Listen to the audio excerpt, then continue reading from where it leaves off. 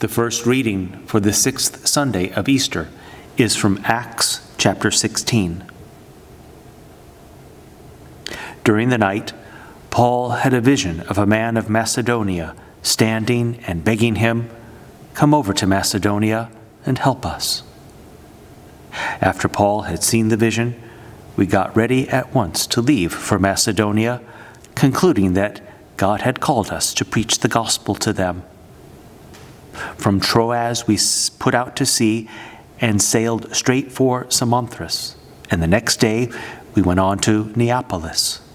From there we traveled to Philippi, a Roman colony and the leading city of that district of Macedonia, and we stayed there several days.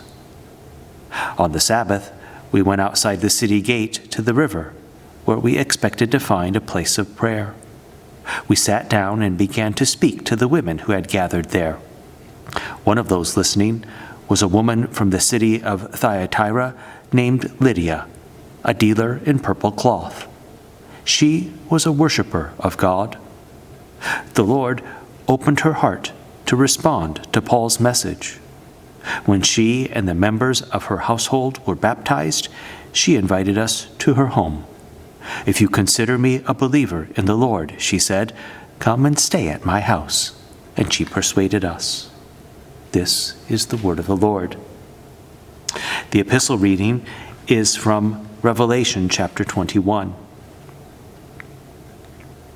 One of the seven angels, who had the seven bowls full of the seven last plagues, came and said to me, "Come, I will show you the bride, the wife of the Lamb." And he carried me away in the Spirit to a mountain great and high, and showed me the holy city, Jerusalem, coming down out of heaven from God. It shone with the glory of God, and its brilliance was like that of a very precious jewel, like a jasper, clear as crystal. It had a great high wall with 12 gates, and with 12 angels at the gates. On the gates were written the names of the 12 tribes of Israel. There were 3 gates on the east, 3 on the north, 3 on the south, and 3 on the west. The wall of the city had 12 foundations, and on them were the names of the 12 apostles of the Lamb. The 12 gates were 12 pearls, each gate made of a single pearl. The great street of the city was of gold, as pure as transparent glass. I did not see a temple in the city, because the Lord God Almighty and the Lamb are its temple. The city does not need the sun or the moon to shine on it, for the glory of God gives it light, and the Lamb is its lamp. The nations will walk by its light, and the kings of the earth will bring their splendor into it. On no day will its gates be ever shut, for there will be no night there. The glory and honor of the nations will be brought into it.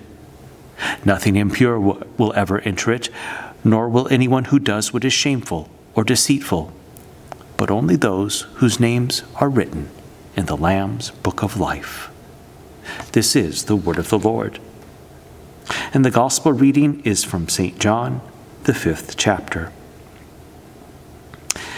Sometime later, Jesus went up to Jerusalem for one of the Jewish festivals. Now there is in Jerusalem, near the sheep gate, a pool, which in Aramaic is called Bethesda, and which is surrounded by 5 covered colonnades. Here a great number of disabled people used to lie: the blind, the lame, the paralyzed. One who was there had been an invalid for 38 years. When Jesus saw him lying there and learned that he had been in this condition for a long time, he asked him, "Do you want to get well?" "Sir," the invalid replied, "I have no one to help me into the pool when the water is stirred. While I am trying to get in, someone else goes down ahead of me." Then Jesus said to him, "Get up, pick up your mat, and walk." At once the man was cured. He picked up his mat and walked. The day on which this took place was a Sabbath. This is the gospel of the Lord.